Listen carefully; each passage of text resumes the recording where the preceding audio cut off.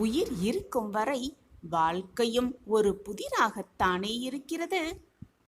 நீ எதை வேண்டுமானாலும் இழக்கலாம், வழி கொடியதுதான். தன்னம்பிக்கையை மட்டும் இழந்து விடாதே, ஏனென்றால் வாழ்வு மிக மிக பெரியது. பதிலுக்கு பதில் எதிர்த்து பேசிக்கொண்டே இருப்பவர்கள் அறிவாளியும் அல்ல, எது நடந்தாலும் அமைதியாக இருப்பவர்கள் முட்டாளும் அல்ல.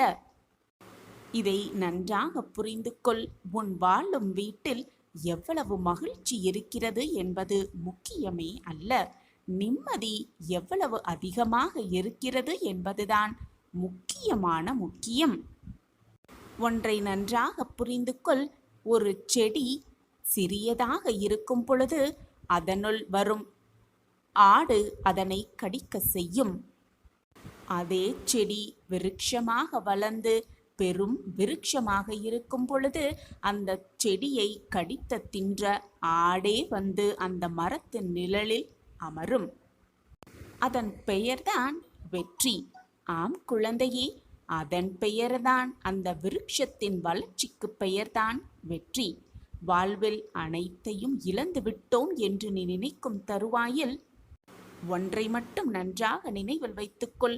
எதிர்காலம் என்ற ஒன்று நிச்சயமாக இருக்கிறது என்பதை தீர்க்கமாக நம்பு. வருவது வரட்டும், போவது போவட்டும் என்று இருந்தால்தான் மனதில் நிம்மதி நிச்சயமாக நிலை கொள்ளும். கஷ்டங்கள் இல்லாதவன் மனிதனே இல்லை. அந்த கஷ்டத்தை சகித்து கொண்டு வாழ தெரியாதவன் மனிதனாக இருப்பதற்கு சாத்திய கூறுகளே இல்லை என் குழந்தையே. எல்லாம் நம்மிடம் இருக்கிறது என்பதை மனதில் உறுதியாக பதிய வைத்துக்கொள். நம் உடம்பில் நோய் இல்லை, நம் வாழ்வில் செல்வங்கள் அதிகமாக இருக்கிறது என்று நேர்மறை சிந்தனையோடு நம் வாழ்வில் சந்தோஷமும் மகிழ்ச்சியும் நிம்மதியும் ஆனந்தமும் அளவுக்கு அதிகமாகவே இருக்கிறதே என்று சந்தோஷமாக இரு.